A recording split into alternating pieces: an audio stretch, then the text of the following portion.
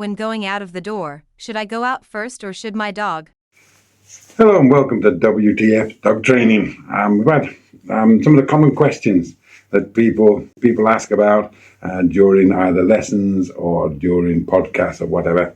When you go through the door, should you go first or should the dog go first? It's a common bit of a myth that dog trainers will tell you that you should go first because it shows your leadership. But to be honest with you, it doesn't really make any difference whether you go first or the dog goes first. The main reason in my experience, the main reason why I always go first is because I don't want dragging down the stairs, or don't want dragging down the steps or out the door. So I always make my dog sit and wait while I go out the door, and then my dog follows me. If my dog doesn't learn, is he stupid to basic training obedience? If the dog doesn't learn as quick as you as the owner expect him to learn, is he a bit thick? Well, not really, no. It's just like people. They learn at their own pace. So if you take it nice and slowly, your dog will learn. And to be honest with you, the dogs that I find that learn slower, they're the dogs that really pick up the obedience part of the training. If you try to rush these things, try to rush your training, then the dog will forget. Training is always split up into various parts. So you think of what you want to do and you bring it down to its basic parts. But don't go rushing it. If it takes up slow, it's just a slow learner. And some dogs are slow learners and they learn the best, I always find. Is obedience the basics? Yeah. Basic obedience. You don't need your dog to be an obedience champion or a star in the making. What you want is an obedient dog. You want a good family pet, a pet that does his recourse properly, sits at the curb, waits in the car, doesn't bark during the daytime, is house trained, that sort of thing. Okay, and that's just basic obedience. So yeah, basic obedience, but no, your dog's not thick. How do I stop my dog from pulling on the leash? Dogs that pull on the lead as a puppy in puppyhood, quite a long explanation to be honest with you, but as puppies, when they first start going outside by the breeder, they're not put on a lead or collar. So they learn to roam about wherever they want to roam about. Of course, when you get them around 8 to 10 weeks of age and you get them home, because they're unvaccinated, you can't take them out on the street either. So they're allowed in your house, allowed in your garden, where again they just roam free. And then suddenly it's time now to put them on a lead and take them out for a walk because they're fully vaccinated. And it's the first time the dog's actually been restrained from walking wherever they want to walk. And that's where they start to pull. They just want to get that lead loose. They think to themselves, the more they pull, the harder they pull, the easier that lead will become. They don't have that ability to associate actually walking to heel with not pulling. So we use something called pressure release to start with. And that's the first thing you want to teach your dog or your puppy in the house, or even if you get an older dog. Pressure release. Put some treats just out the dog's reach, put him on his lead, put him on his collar, but have some really tasty treats in your hand. And then put them on the floor, or get your partner or a friend just to put them on the floor just outside the dog's reach. Of course, the dog will pull. They'll pull to try and get to them treats. And you just say, heel, or whatever command you want, walk with me, no, whatever, and wait for the dog. Give it 3 to 5 seconds before you repeat it, and then say heel again. And then give it 4 to 5 seconds and say heel again. Now, the minute the dog turns round, and this is the critical part, the minute the dog's head's turned round to look at you to see why you can't get them treats because you're restraining him, the minute he turns his head round, that's when you praise him. The instant he turns his head round. Of course, you're going to show him that chicken or the hot dog sausages or bacon, some really tasty treats at that point. And then he'll come back to you. And then you praise him really lavishly with the treats. And then put it down. Pick the treats up, or get your friend to pick the kibble up and start again. You'll probably find the first time you do it, it might well take you 20, maybe 30 times before the dog will turn his head. Yeah, and then praise him, as I say, lavishly. But the second time, you'll find it diminishes. It might be 20, 25 times. The third time, fourth time, it drops and it drops and it drops. And eventually, when you put that kibble on the floor, or your friend puts that kibble on the floor, and you say heel, or watch me, or whatever your command is to heel, to walk with you, then you'll find the dog doesn't go to them treats. Okay, you're also teaching the dog to leave a command. So as he's put the treats on the floor, the kibble on the floor, I say leave it, and then he stays by your side. Okay, and then when you walk into heel, you have that treat, that special treat in your hand. Okay, use your index finger to keep the dog by your side, and occasionally give him a little bit of treat. Okay, and that's the first part of teaching the dog to walk to heel. And what you want to do is to walk 10 yards up the road, turn around and 10 yards back. Okay, no more than that. 10 yards up the road, 10 yards back, and then increase it as the dog learns to walk to heel. Okay, but don't rush these things. Okay, walking to heel is the hardest thing to teach a dog. Okay, so how do I stop my dog from jumping on people? Is dog jumping up? Whether they're jumping up their owners, jumping up the children, or jumping up strangers. Dogs that will jump up. But the problem is people tend to teach them the wrong way. As an explanation, if your dog jumps up and you push him down, okay, he gets what he wants. He gets a reaction from you. And all the dogs look for is a reaction. If they get a reaction from you, they will continue that behaviour.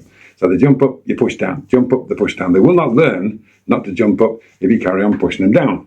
So what you need to do is what's called preemptive training. We've covered that in one of our other videos, but preemptive training is before the fact. So when your dog's nice and calm and relaxed, get some really tasty treats, chicken, hot dog, sausages, something that's worth having, and then try and encourage your dog just to jump up. Tap your legs, tap your midriff, and just ask the dog to jump up a little bit. Okay, and the instant he thinks about jumping up, that's when you're going to say, no, and put your index finger up. And if he doesn't jump up, he gets his treat. If he jumps up, you just indicate to him with the treat where you want him on the floor. Okay, don't push him down, just indicate off and put him on the floor.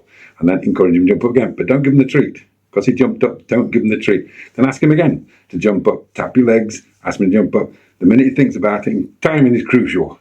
Knowing when your dog's going to jump up. Okay, just before he jumps up, that's an explanation. How do I crate train my dog? Crate training. A lot of people have problems crate training the dogs. Crate training issues is the fact that they tend to be using that crate as a prison cell and not really as a den or a place where the dog can have a safety or sanctuary. When the dog's misbehaving themselves, they put them in the crate. Okay, and that is imprisoning your dog. Put them in the crate, fasten the crate up, that's imprisoning your dog. And of course, they're not going to like that at all. You've got to teach your dog. Crate training is about teaching your dog. As we said in previous clips and previous videos, it's all about breaking it down. Okay, break it down into its individual parts. So the first thing you want to do with the crate is make sure the crate's big enough for the dog, not too big, but not too small either. Dog should be able to stand up and turn around and lay down flat. Don't put food or water in the crate, and don't put toilet things in the crate like puppy pads and things like that. This crate is just for sleeping. Okay, then have the door wide open and just have yourself a stool, some really tasty treats, broke up into tiny little pieces, about half an inch square. And then show your dog the treat, let them smell the treat, and just throw one in the crate. Okay, and then give them a command. So throw it in the crate and just say bed. It's going to go in the crate to pick the treat up. Have another treat in your hand when it's gone in the crate. When he's eating that treat, throw one out and just say out of the crate. And again, repeat it in the crate and out the crate and in the crate until your dog is comfortable to go in the crate of his own accord. And then try not throwing the treat in. Okay, so after a while, just indicate with your index finger, indicate to go in the crate. If he goes in the crate, brilliant. If he doesn't, carry on giving him treats. Okay, when he's got really used to it, when you say bed and he goes off to bed and he comes out without a treat, then you move your seat an extra foot away and do exactly the same thing again. Start off with the treats. 10 out of 10 times he gets a treat, then start dropping them off and move the crate, move the chair a little bit further away, again 3 feet, 4 feet, 5 feet. Okay, then you're going to have to start really aiming right to get your treat in. Once you've got them to that point, go back to the beginning where you're going to go back to like 2 feet away. Throw the treat in. When the puppy goes in the crate or the dog goes in the crate, just hold your hand up just in front of the crate, about a foot in front of the crate, and just hold your hand up, stay, and throw a treat out. Okay, and then repeat that. Stay, throw a treat out. In, out again. Do it again several times until the dog gets used to doing that 3 seconds. Then move his chair away another foot and repeat. Okay, and then go back to a foot in front of the crate or 2 feet in front of the crate and get 10, 15 seconds where your dog stays and move away. Very shortly or very soon after that, what you'll do is you say to your dog from the other end of the room, bed, and he goes off to his crate, quite happy, stay, give him 15, 20 seconds, maybe a minute, and then call him out, and then you start the crate train your dog, okay, and then just leave it longer and longer and longer, and that's how you crate train a dog. So I hope that helps with your crate training. How do I stop my dog from digging? Another question we're asked quite a lot of digging. Certain breeds of dogs love to dig, okay? They like to dig everything, whether it be their bed, whether it be the carpet, cushions, rugs, or outside in the garden. The biggest problem that people tend to have is when they dig in the garden, digging the flower beds up, or they're digging the grass up. But what people tend to do, once again, is, as we've said before, is they try to post-train it. Okay, post-training just doesn't work with dogs. If your dog is digging and you want to stop them digging and you say, no, stop digging, no, stop digging, they don't understand what they're doing wrong. Okay, they don't understand that digging is wrong because you're not training them not to dig. Because once again, you're commanding after the fact. Dog training is all about preemptive training. Okay, so preemptive training. What you need to do is to go yourself to where they're digging, be it the carpet or the rug or be the garden. If you go down, kneel down yourself and start to dig yourself. Just mimic digging. Just scratch the grass, scratch the cushions, scratch the edge of the carpet, lift the edge of the carpet up. When the dog comes over to investigate what you're doing, you are digging. Okay, that's when you're saying, no. And then encourage them to dig. Try and get them to dig. It's, what's this? Dig. What was it, dig? Yeah. And the minute they think about digging, that's when they say, no digging. No. Okay? Preemptive training. So you've got to do it before them. So show them what they're doing wrong by mimicking the digging yourself.